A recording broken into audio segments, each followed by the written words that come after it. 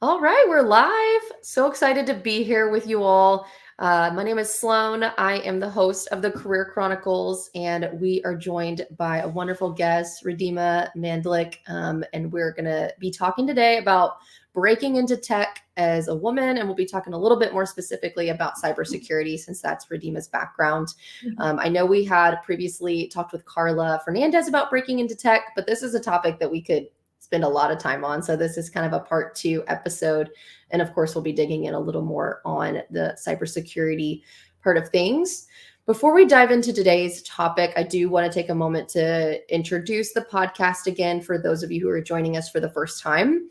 Career Chronicles is a podcast that I started to help provide a space for women to tell their professional stories, personal stories, all with the hopes that organizations would listen and hopefully improve the recruitment and retention for women in tech. But of course, across all industries, there's a lot of overlap from what we are discussing with the women who are in the tech space. So that's why we're here. I want to take a moment to thank my sponsors, Spyglass Partners. This is my staffing agency where I work as a technical recruiter, and they have encouraged me to put myself out there in this way and create a space for women and other professionals to share their story and hopefully help hiring organizations do a better job at this. We think there's a better way for folks to recruit and to find the best talent for your organization. So that's why we're here. I'm so excited to have Reedhima. We got connected through Chris Williams, I believe, connected me to Kyler Middleton, who connected me to your post. So it was a LinkedIn chain of events. And you're putting out great content. So I want everybody to go look at your stuff. And it was a natural conversation when we first met. And I'm excited to chat further. I do want to read your official bio. So if folks I apologize for reading, but I want to make sure I get all of this included. But Reedhima is Slalom Chicago's Woman in Technology Global Lead and the founder of Slalom Hacktober, which is their first ever month-long event dedicated to cybersecurity awareness. Her passion for empowering women in technology and cybersecurity development sparked from her master's degree at Northwestern University, where she worked at the crossroads of startup development, product management, and UX UI design and research. She now works as a senior technical program manager in cybersecurity, educating the company on how to use cybersecurity as their own personal, inexhaustible form of magic. And I love your story. And we talked about it when we first met, but I love how you've really carved out a space for yourself at Slalom and in your career in general to really promote women and promote cybersecurity. So do you want to just briefly tell us just a little bit more about how you found that passion and how you broke into that space? Sure, yeah, and thanks for having me. Yeah, excited. I feel like when we first started talking about this, there were so many different avenues where I could have started in cybersecurity and just didn't know it existed. And you and I were talking about how my undergrad was in journalism and psych. Like those two things Yeah. mostly don't have anything to do with tech, unless you really make it so. Um, and so it was one of those things where I wasn't quite sure what I wanted to do when I graduated because I knew I didn't want to do traditional journalism. The people who do that are so dedicated and so strong, and I am not one of those people. I cannot do that day in and day out. It's very stressful. So I was considering magazine. I was considering doing something else. And my last internship at Northwestern, we were able to do like an externship, being able to do an internship for credit somewhere else. And I ended up at Facebook at the time, so Meta now, um, Very cool. which was a really cool opportunity because um, communications in tech is not something I thought of. This was like in 2015. I didn't know that was like a space you could be in. I thought that like writing is just straight up writing and that's it. Um, Yeah. and that was during the tech boom in San Francisco. Like it was like right in the peak. And so it was a really cool opportunity to be there. And I learned a lot, but ironically, I learned a lot about product management rather than learning how to write engineering communications because that part came naturally. But I worked on this blog called Under the Hood, which was, I think it's still running. It essentially breaks down how a specific feature at Facebook works. So at the time, I had to interview engineers and talk with them and learn about how they built 360 video, which was actually a really interesting topic, and I could go on about it for days. But um, through that, I realized that this is a cool job. I love being able to like talk to engineers and learn how they do something and suggest better ways to do it and talk through it with them. And it turns out that's a job. It's product management. I also didn't know about that at the time, and that space is so hard to break into if you don't have a Yeah. degree in it. If you Yeah. don't have a CS degree or a STEM degree, it's very difficult to be able to break in. So my master's actually was a great opportunity for that. I learned all of the ropes. I learned how to do things. I learned how to code, very minimally, but enough to be able to speak on things with a slight amount of knowledge. And I ended up at a startup after that, after graduating. And then Yeah. that brought me into Slalom as a product manager. So it was a Yeah. fun time. And I focused on product for a really long time. But something else that had happened at Facebook is that they really emphasized cybersecurity. And that was the first time I'd ever heard of, once again, cybersecurity. It was a really eye opening experience. And I wanted to do something like that at Solemn because we had just hired our first VP of security. It was a really great time to be able to like grow that space and also bring women in tech into the fold. And so I started Hacktober from that. Slalom Hacktober is essentially it's a platform that gamifies cybersecurity during the month of October. And I built it with some friends of mine who were my friend workers, and we just had some time on Did our you hands. say friend workers? Yeah. Oh, that's a new term. I love it. Friend workers. It was a good time, and we built it just Yeah. because we were excited to do it. React was new at the time, so we built in React, which is cool, and it's Yeah. been snowballing ever since. So it's now my full-time job to manage that and other versions of that platform, which is pretty cool. So cool. There's so many parts of your story that I think would resonate with so many women and people in general. I think for a lot of us, I know for me, getting into tech recruiting, I never intended to get into tech. And I had the misconception that the only tech jobs that there were was you code, you're a software developer, Yeah. you're an engineer. But what you're talking about is, product manager roles or cybersecurity roles or even communication roles within tech. And I think that's what I want people to know from, or one of the things I want people to know from watching this is that there are so many avenues to break into tech in so many different areas that, if you're like me, you have the skills, I hate calling them soft skills. Interpersonal skills is a much better way to That's a refer way to better them. way to But put it. yeah, like communication, problem solving, knowing how to collaborate with others, knowing how to, translate messages between different teams. These are amazing skills that are very much needed in tech. Sounds Yeah. like those are some of the things that you use as a product manager, but it can be hard, like you said, to break into product management or other areas like that if you don't have the CS degree. So Yeah. sounds like you went the master's route. What do you recommend for people who maybe discover this path post undergrad? They don't have a CS degree, but now they're like, wait a minute, I want to go into product management, project management, or Mhm. some other type of, I call them kind of business functions within, tech or engineering. What do you recommend they do?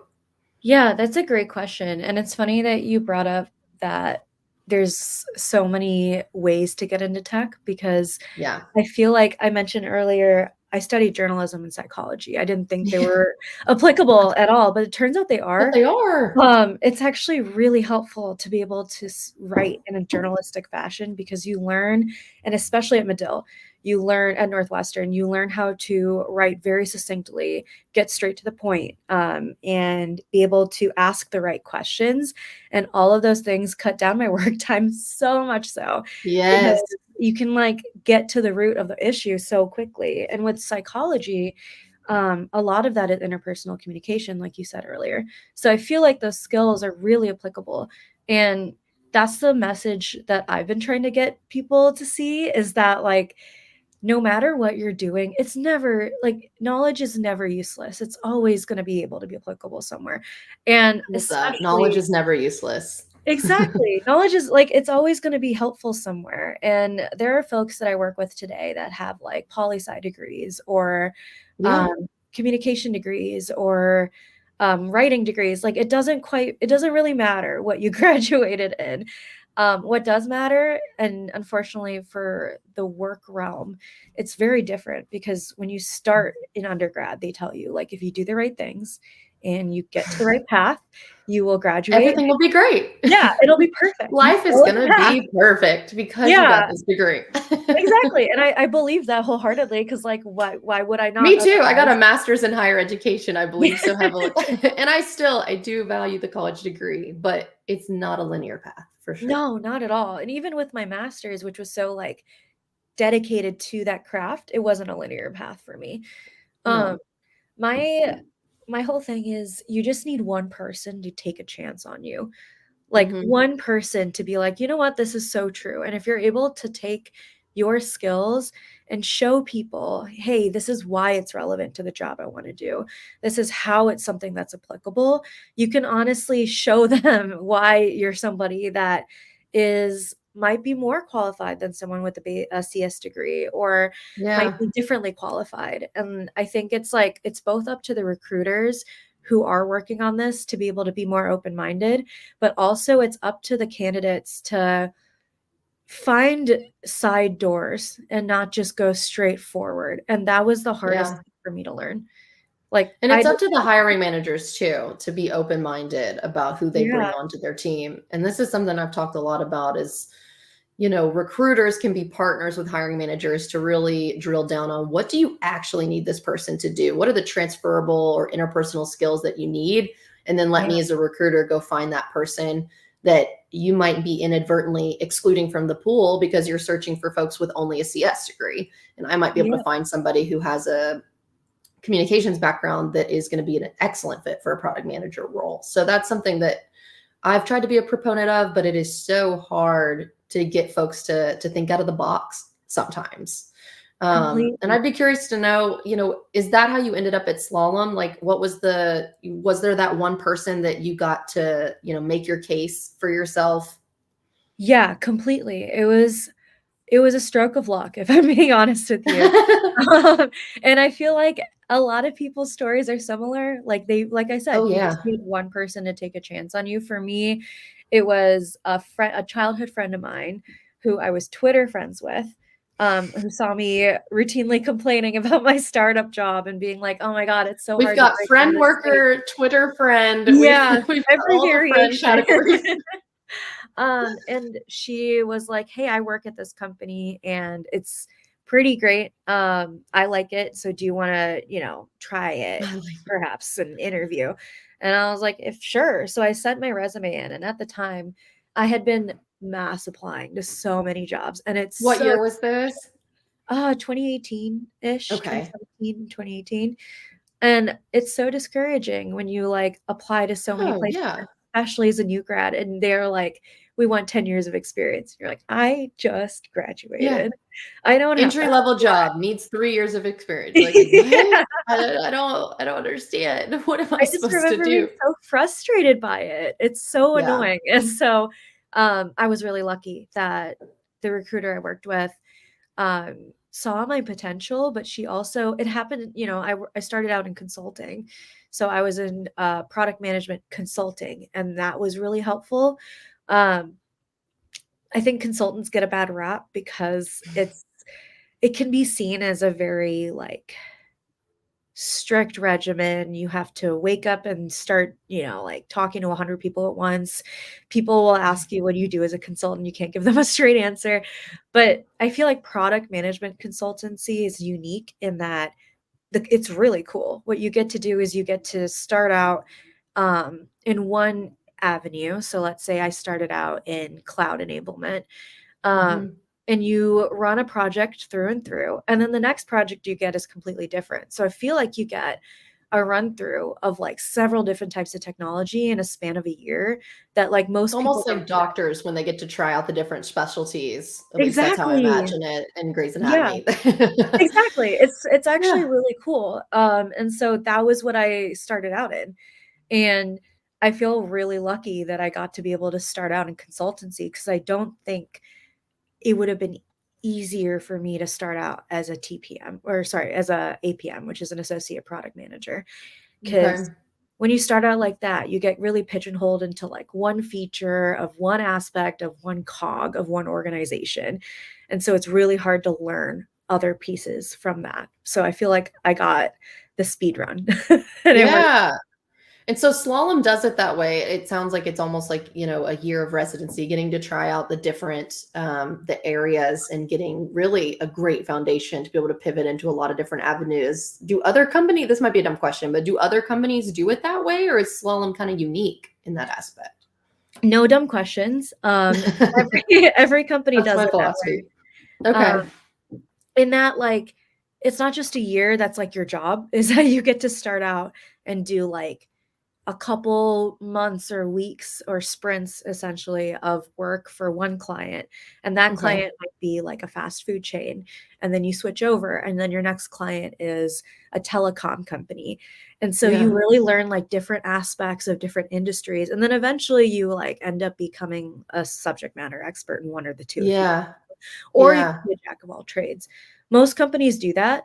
Um, I would say slalom is really unique, and that's why I chose it, is that, um, like I said, consultancy can get a bad rap in that in that sometimes you really have to, like, find a partner, like, one of the partners at the company, and really get to know them, and try to ask for favors, and try to be known in the company, and really climb that social ladder in order Hmm. to get your next, assignment or your Project. next Okay. role. And I don't like doing that. I'm the type of person who, if you are an interesting person, of course I wanna talk to you and get to know you, but I wanna get to know you for my own gain. And, Yeah. Solemn is different in that your managers are the ones who find you those roles. So Mm. it's not on you as, like, a baby program manager, product manager, to have to, like, get to know every higher up and try to, like, beg for a role. And that makes me Okay. really happy. So, yeah, I like Yeah, that's funny you mentioned that because one of my guests before was from a consulting background, not necessarily tech consulting, but more the traditional business consulting. And yeah, she introduced me to that topic of having to go and fight for your project assignments. And I was like, what? And you basically have to so apply hard. as if you're applying to a new job every time. And I just didn't know that, not coming from the consulting world. So that's interesting that Slalom does it differently. I Yeah, I did like it. yeah, I like that too. And I did notice one of your posts on LinkedIn recently because it is International Women's Month. And I noticed, that it seems like slalom is a great place for women to work. I think they were ranked for this as well. Yeah. Do you mind, just not to take us too far off topic, but since the podcast is to help women break into tech and also find great places to work that are going to be empowering and a good fit for them, do you mind just briefly sharing like your experience and why you think slalom's been successful at building that culture? Yeah, that's a great question. It's interesting because as a woman in tech, and then as a woman of color in tech, you are so easily dismissed. Like, you will be the only woman in the room almost always. Now it's a little bit better, but at least when I first started out, I was the only woman in the room for years. And your ideas get dismissed, you're talked down to, you are ignored. Your client might also feel the same way towards you.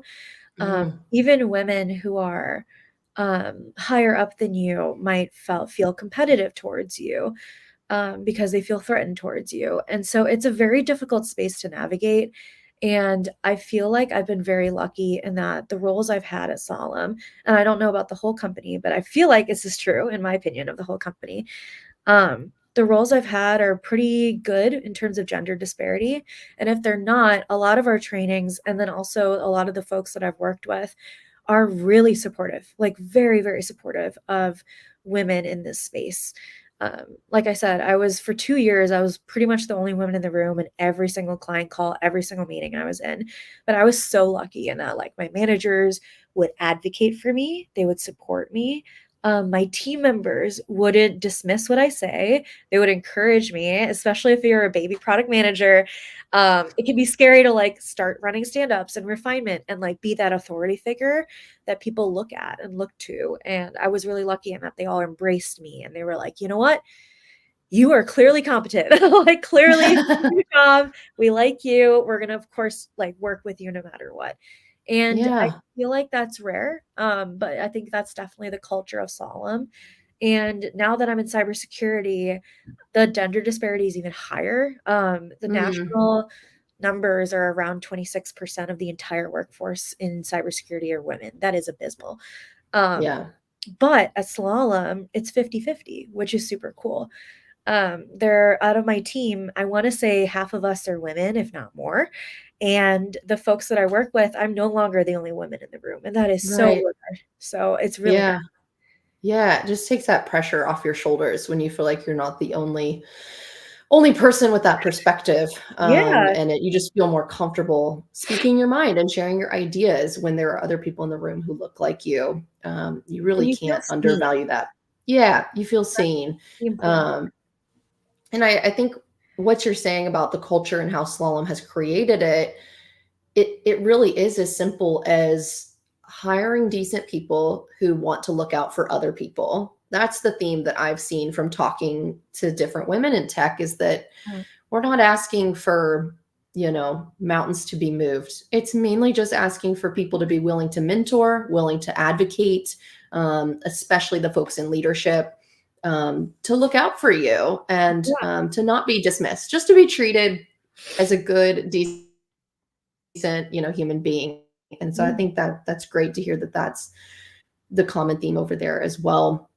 I know that we'll be talking more about leadership on the podcast. It sounds like that has been your experience, is having, leaders who are willing to speak up for you, give you a chance, support Yeah. you.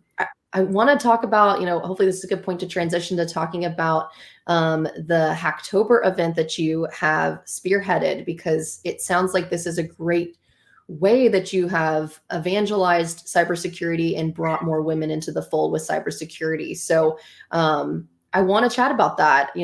How has that created opportunities for other folks, especially women, to get into the cybersecurity field?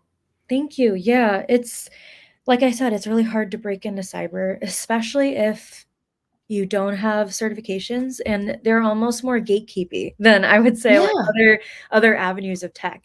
And There's so so many hoops in tech to jump through. It's like, do you have the yeah. certification? Do you have the degree? Do you have X number of years of experience? Okay, you have all that. Oh, but wait, have you touched this one super niche technology? And it's like, oh my Yeah. gosh, like I'm a smart person. Just give me a chance. I'll Oh, learn it. 100%. And like the folks that I've worked with in cyber here at Solemn are that. They are experts in their field. And I Yeah. kind of feel like the odd one out in that I kind of stumbled into it. No. And I was so lucky in that I stumbled into it. I feel like that's the theme is I was lucky. But I feel like it's because I built something that I was really passionate about. And I had a team of people who, like I said, were willing to build it with me. Some of those folks are still working on it with me today, 5 or 6 years later, which is really cool. Um, I think Hacktober is a really cool program in that it started out as just I want people to be more aware of cybersecurity, and Yeah. I wanted to involve women in technology. That's actually how it started. It was a partnership with my Oregon Women in Tech and also InfoSec, both of whose leaders took a chance on me and were like, "Sure, we'll give you." Like 5,000 or something like that. I don't know. I'm making up the number, but like, we'll give you an amount for prizes if you have something to give prizes for. And I was like, yes, Yeah. sure. I And can the come up with something. gamification. Yeah, I was like, I'll figure it out. And our first app was built on Power Apps. It wasn't anything fancy. It was honestly very, very embarrassing compared to what we have today, but I'm very proud of it in my heart. And Yeah. it was like 8 of As us you that should built be. it. And that thing had 800 out of like our 10,000 employees. We launched it with no external push. It was all just grassroots push through the company. And we had about 800 participants, which was huge at the Wow. time. And now we've had a steady increase. I think we're about at 1,200 participants per event, which is Nice. pretty cool. Um, but it's a really great opportunity in that, to answer your question. Um, we the way I've built it is that if you are interested in learning something, this is the place to do it. It is a bench Yeah. project. You aren't billing for it. So that means that you probably have like another full-time project that you're working on top of Right. this, or you're on the bench. But what you get to do is, we've had developers who are interested in learning quality engineering, which is like testing a lot of the site. And they are only back-end engineers or they're front-end engineers. So they learn that skill through this program. Or we have Amazing. folks who I've been able to mentor through this that were completely clueless about cybersecurity. They participated in Hacktober once and they were like, this is actually really cool. And my goal with all of it is to not only like lift people up with me, because I feel like that's incredibly important. There are people who are working on this pretty much for free, because they're so passionate about learning something new, and the team is so friendly and welcoming and warm. And you get to try new things, you get to build new features, you get to do all of that without the pressure of a client project. But also at the same time, I feel like we partnered with women in tech to spread it across slalom, and also show women, specifically women, that cybersecurity is not a scary topic. It's not something that sounds like super difficult to learn or understand. You don't need to have a million different certifications to start in it. And our training is so good. We have a couple team members who work on that training. Um, and I feel like people get excited about it through our annual training, but they don't know how to apply it. And so Hacktober is a cool way to show you like cyber is in your day-to-day life, like leaving your passwords out when you shouldn't be, or having your laptop stolen, which has happened to so many Yeah. people, or Yeah. even just like clicking on a site that shouldn't be there. It's like so many simple things in your day to day. And nowadays, I talk a lot about deepfakes as well, which are like more Yeah. prevalent in media. And all of those things are applicable to you. And so it's really cool to be able to be on the side that stops it rather than the side that Yeah. perpetuates it. Yeah. Yeah. I think this is awesome that you guys are offering this opportunity for people to upskill, because I do talk to a lot of candidates who they have the desire to jump into a role that I'm recruiting for, but maybe they're missing one or two pieces of the skill set. And it sounds like this would be a chance for someone who's never gotten to do quality engineering, or maybe, I don't know if you guys, have offer something with DevOps pieces or, any of Yeah. that. Like, this is cloud enabled. This is a chance for people to get to touch parts of the software development lifecycle that they otherwise wouldn't. And so that's incredible. I also want to just take a moment not to talk too much, because I try to let the guests do the talking. But You're you fine. mentioned, that you have stumbled into your roles, or that it was luck. But something that I look for as a recruiter is candidates who go above and beyond what their role asks. And that's what you've done, is that you've noticed, okay, here's an opportunity for someone to offer a program that will make the company better. It's an opportunity for individuals to gain learning and training. And it's a passion project for you. And not everybody is willing to take on something like that. Not everybody has the skills to take on something like that. This takes us back to the beginning of our conversation of what your degree in psychology and journalism allows you to do that not everyone can. And that is, identifying what questions need to be asked and then creating the solution once you figure it out. So kudos to you for doing that. Yeah. That's what sets people apart. Those are the types of candidates that I like to work with. Those are the types of people that my hiring managers that I partner with, they want to hire. So I think people can learn a lot from you, in that those are the types of things to learn about yourself, is where do I add value, and what am I passionate about, and how can I start doing that in my work on a daily basis, because that's what's going to help you either break into tech for the first time or advance in tech, or really any industry, right? Like, that's not just true of tech. Thanks. Yeah. Thank you. I feel like if you're able to find people who also want to upskill, that really helps motivate you. Because if I had just been doing this on my own and people hadn't been interested in it or wanting to work with me, we went from a team of 8 to now I'm currently managing a team of 34. Oh my gosh. working on this. Yeah. And it's kind of grown, snowballed, and it's massive. Huge. And it's Yeah. like, whoa, I didn't think this would happen. But like everyone says that, like, don't aim to like I don't know, solve cancer or something like that Yeah. when you start out. Great if you want to. Amazing. Please do it for us. That'd be great. But like all I wanted to do was show people the power of cyber and be like, look how Yeah. cool and fun this can be. And it ended up people really liked it. And I feel like if Yeah. you've got that passion and you've got an interest in it, that's the place to be. Like that is the Yeah. where you should try to find a way to show people like why you're passionate or how. And you don't have to build a whole product for it, but like start like a Substack or do a podcast like you are, or Yeah. I you was know, gonna do say, something. yeah, creating content on LinkedIn or another platform. Twitter is incredibly powerful in the tech community. You mentioned that as part of your story as well.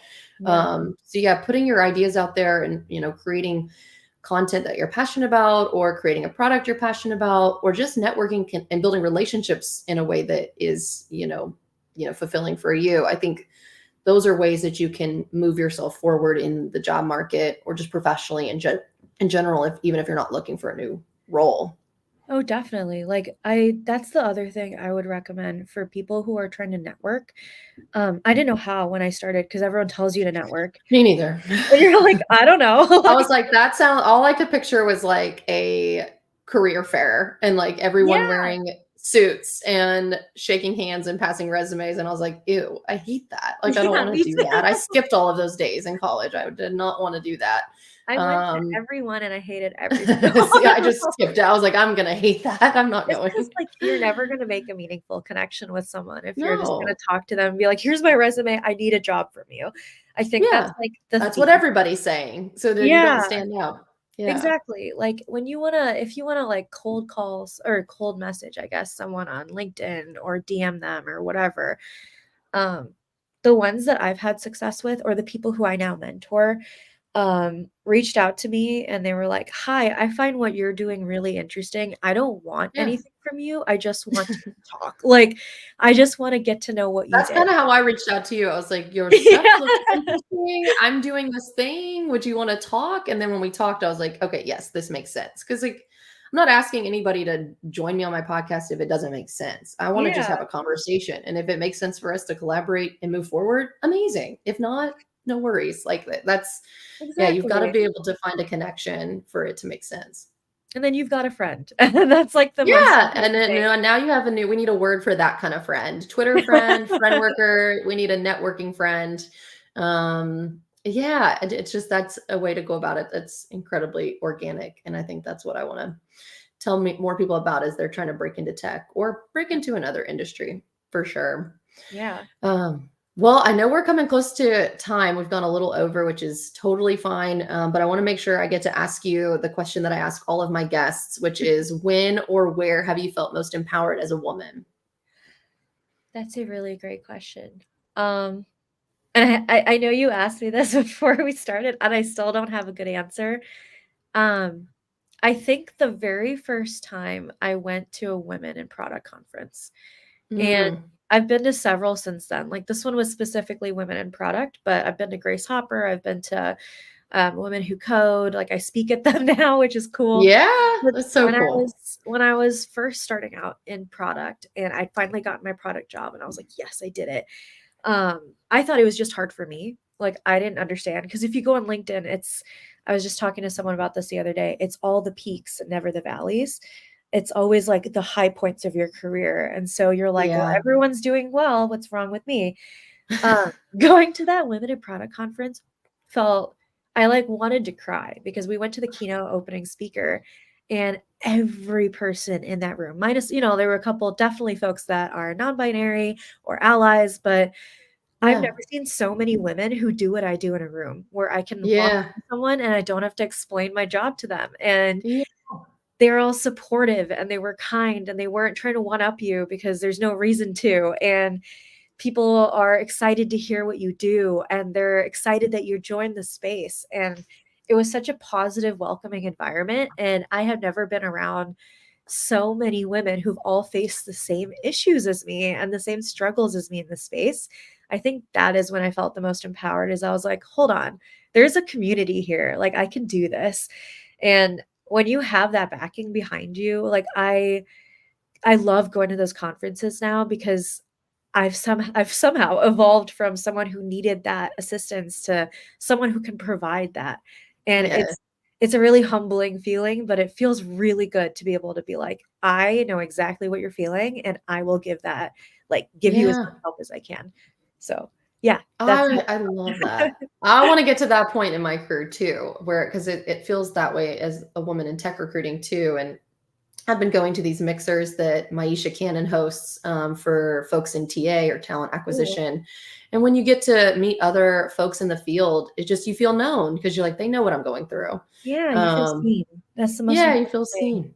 Yeah. So I love that you found that through the conferences. I would just, love to put that out there for anybody listening that conferences are a great way to network and break into certain fields, but also it's just a great way to build community and not get burnt out, which you and I were talking about earlier. It's just you've got to figure out how to stay, happy in Afloat. this, how to stay afloat, how to not burn out, because it's very easy to do so until we get that 4-day work week that we're all I gunning know. for.